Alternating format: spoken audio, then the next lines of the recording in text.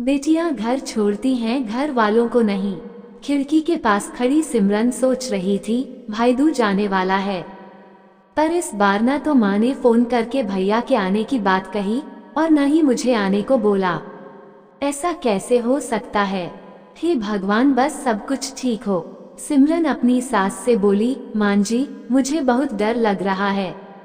पता नहीं क्या हो गया, मुझे कैसे भूल गए इस बार। सास ने इजाजत देते हुए कहा, कोई बात नहीं बेटा, तुम एक बार खुद जाकर देखाओ।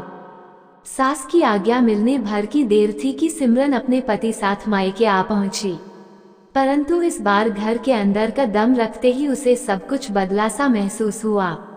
पहले जहां उसे देखते ही माँ पिताजी के चेहरे खुशी से खिल उठते थे, इस बार उन पर परेशानी की झलक साफ दिखाई दे रही थी। पहले भाभी उसे देखते ही दौड़ी चली आती और प्यार से गले लगा लेती थी, पर इस बार दूर से ही एक हल्की सी मुस्कान दे डाली। भैया भी ज्यादा खुश नहीं दिखे। सिमरन ने जैसे तैसे एक रात बिताई, परंतु अगले दिन जैसे ही उसके पति उसे मायके छोड़कर वापस गए, उसने अपनी माँ से बात की। तब उन्होंने बताया, इस बार कोरोना के चलते भैया का काम बिल्कुल बंद हो गया, ऊपर से और समस्याएं, बस इसी वजह से तेरे भैया को तेरे घर भी न भेज सकी। सिमरन बोली, कोई बात नहीं माँ, ये मुश्किल दिन भी जल्दी निकल जाएंगे, आप चिंता मत करो। शाम को भैया भाभी आपस में बात कर रहे थे जो सिमरन ने सुन ली। भैया बोल रहे थे, पहले ही घर चलाना इतना मुश्किल हो रहा था, ऊपर से बेटे की कॉलेज की फीस, परसों भाई दूज है, सिमरन को भी कुछ देना पड़ेगा।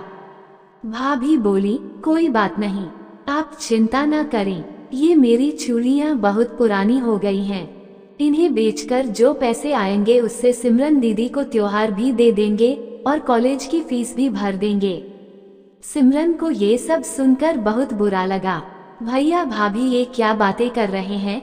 क्या मैं यहाँ उनको तंग करके कुछ लेने के लिए ही आती हूँ? वो अपने कमरे में आ गई। तभी उसे याद आया कि शादी से कुछ समय पहले जब वो नौकरी करती थी तो उसने बड़े शौक से अपनी पहली तनख्वाह लाकर पापा को दी थी। तब पापा ने कहा था, ये पैसे अपने पास ही रख ले बेटा, मुश्किल वक्त में काम आएंगे। इसके बाद वह हर महीने अपनी सारी तनख्वाह बैंक में जमा करती रही। शादी के बाद जब भी मायके आई तो माँ ने उससे पैसे निकलवाने को कहा, पर सिमरन हर बार कह देती कि अभी मुझे जरूरत नहीं। पर आज उन पैसों की उसके परिवार को जरूरत है। वो अगले दिन ही सुबह भतीजे को साथ लेकर बैंक गई और सारे पैसे निकलवाकर पहले भतीजे की कॉलेज की फीस जमा की और फिर घर का जरूरी सामान खरीदकर घर वापस आ गई। अगले दिन जब भैया का टीका किया तो भैया ने भरी आंखी से उसके हाथ में 100 का नोट रखा। सिमरन मना करने लगी तो भैया बोले, ये तो शगुन है पगली, मना मत करना। सिमरन बोली, भैया बेटियां मायके शगुन के नाम पर कुछ लेने नहीं बल्कि अपने माँ बाप की अच्छी सेहत की कामना करने, भैया भाभी को माँ बाप की सेवा करते देख ढेरों दुआएं देने और बड़े होते भतीजे भतीजियों की नजर उतारने आती हैं।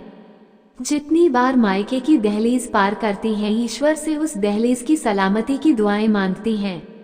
जब मुझे देख माँ पापा के चेहरे पर रौनक आ जाती है, भाभी दौड़कर गले लगाती हैं, आप लाड जताते हो, मुझे मेरा शगुन मिल जाता है।